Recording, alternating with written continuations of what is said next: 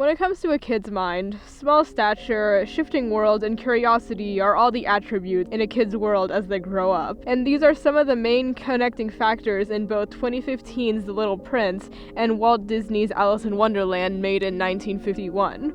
This is a film-focused video, so we are going to be analyzing the choices in colors and cinematography that influence the narrative of the film, as it is trying to convey the perspective of a child navigating the realm of fitting in and growing up in their society.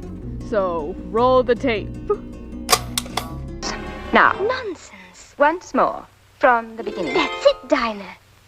If I had a world of my own, everything would be nonsense. Nothing would be what it is, because everything would be what it isn't. And contrariwise, what it is, it wouldn't be. And what it wouldn't be, it would. You see? I administer them. I count them, then I recount them. But what good does that do you? Well, it does me the good of making me rich. How's that? And what good does it do you to be rich? It makes it possible for me to buy more stars. Plus, anything else you would think of. Grown-ups are certainly very, very odd. The Little Prince 2015 is a film adaptation of the original novel of the same title, written by Antoine de Saint-Exupéry in 1943. The Little Prince's narrative is a unique take on the growing up trope, as rather than telling a story of the trials of growing up and losing childhood wonders, the thesis of this film isn't necessarily to cling on to childlike notions, but rather to never forget what you love, what is your essential. Growing up is not the problem. Forgetting is. The film is told from the perspective of a nameless little girl who I will call LJ, because I'm not saying little girl and little prince. That is going to get way too tongue twister and confusing. Her life at the beginning revolves around her mom trying to shape her into a mini adult rather than being a kid. Later, LJ meets the aviator, her wacky next door neighbor, after he almost decapitates her with his plane.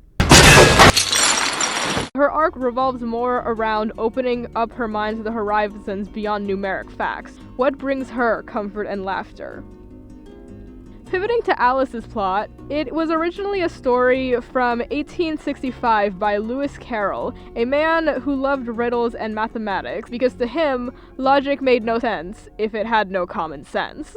Wells' depiction of Alice in Wonderland starts a British girl named Alice who lives in the mid-1800s who wishes for a world full of nonsense and wonder as she has grown bored of her logical life. She follows a white rabbit into a topsy-turvy world where every creature follows their own logic. Alice's journey also takes on the theme of curiosity, confusion, and shifting viewpoints, as all creatures in Wonderland play by their own rules as long as it makes sense to them. Round and round we go until forevermore. Once we were behind, but now we find we are me. Forward, backward, inward, outward, come and join the chase. A nothing could be drier than a jolly caucus race. A backward, I say, you'll never get dry that way. Get dry? Have to run with the others.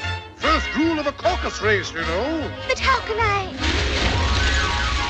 Alice's main arc is finding sense of the world with rules that she cannot comprehend, with creatures far more powerful than she is in knowledge for what's going on. Similarly to the social difference between a child and an adult. Though both films were made 64 years apart, they both gravitate towards colorization to highlight characters and their surroundings. Let's start with Alice.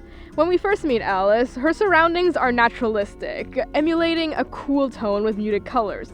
This signals Alice's time period, as during the Victorian era, specifically 1860, the most common colors were those of maroon, burgundy, chestnut brown, dark green, and deep blues.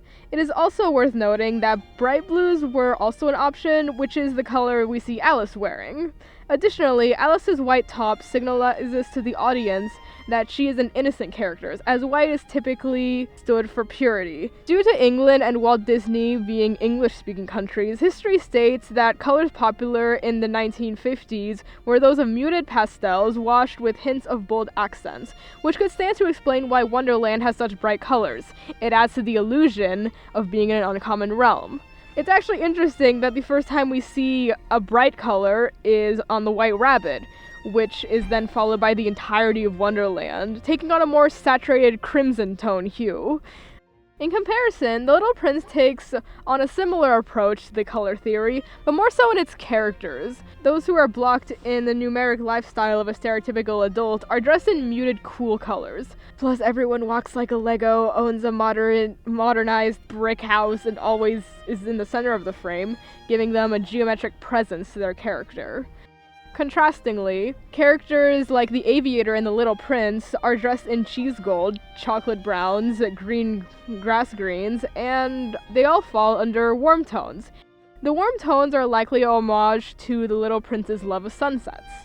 The only character in this film that seems to have both of these traits is our leading lady, the little girl, as she is the unique middle ground of this rule. She wears muted colors like her mom, but she is typically covered in warm light when the scene calls for it, where other adults are colored by cool light. Beyond colorization, the 2015 Little Prince adds a new layer on top of the narrative, having MG read the Aviator's story. To fully immerse the readers in the tales of the Little Prince, scenes where she is reading are animated in full-on stop-motion animation rather than the 3D computer animation. The Prince's World took inspiration from Henley Sickley's World and Paramount from 2012. Its set is primarily constructed with paper, making it look more organic than the CGI plastic and digitally controlled world of MG's real life. For Alice in Wonderland, in terms of shot cinematography, they're anything but stiff. They curve when speaking of wonder and riddles and anything in between, basically anything that's not what it is. It utilizes its camera angles to symbolize hierarchy of who has the power in the conversational encounter, who is more confident in themselves when they are talking. In the beginning of the film, Alice is hanging high above her sister, carefree and full of thought of a world full of nonsense. Alice's body language is elongated, meanwhile her sister has a straight posture. Later in the film, you can see this dynamic flip, as whenever Alice is talking to a citizen of Wonderland, she is the one with the straight posture, and the residences are carefree.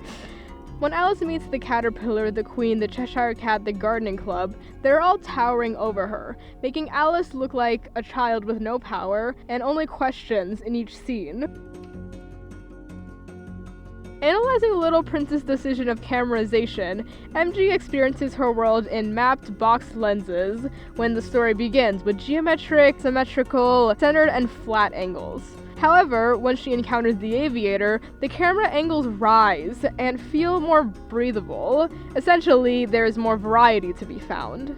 MG grips with how to live an imaginative life in a world that wants her to live in a structured world for the entirety of the film. But the more she reads and develops her friendship with the Aviator, the more the camera shots change permanently, showcasing her shift in worldviews. When we meet the Aviator, we see his kite floating above, and it's the first time where an aerial shot looks different. It is tilted in a more diagonal way until the little girl's mom takes a hose and sprays a bunch of pigeons, and then it transfers back into that flat-shaped world. Mom? The cinematography really reflects MG's mood throughout the entire story of The Little Prince.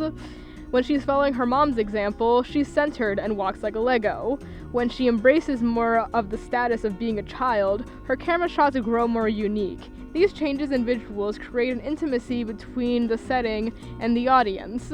They are meant to feel more attached to the scene, like they are part of it, in contrast to simply observing it. Even when the Aviator isn't around, him or the presence of the Little Prince seeps through the lenses. An example of this presentation can be found when LG rummages through the penny jar and finds relics of the Little Prince, with a panning view shot, whimsical music score, and rotation of the camera to transition to the Aviator's young perspective. The camera is also closer to the subject, but not suffocatingly close, like she was with her mom. To summarize, centered and geometric, the adult mindset.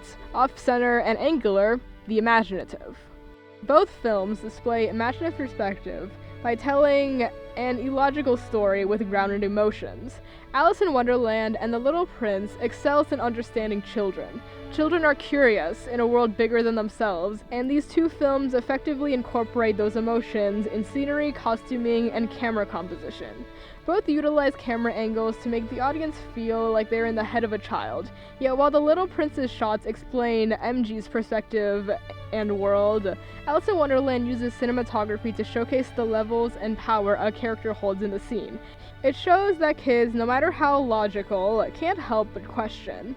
And although Alice in Wonderland dives more into the whimsical, wacky world with a conclusion on slight conformity, likely emphasizing the need of common sense and nonsense, The Little Prince thesis states the importance of never forgetting the joys of a child and growing specialized bonds to gain individuality. Both films and sources are iconic in the modern era, and I'm surprised these similarities and differences aren't talked about enough, as these two films represent the trials of children.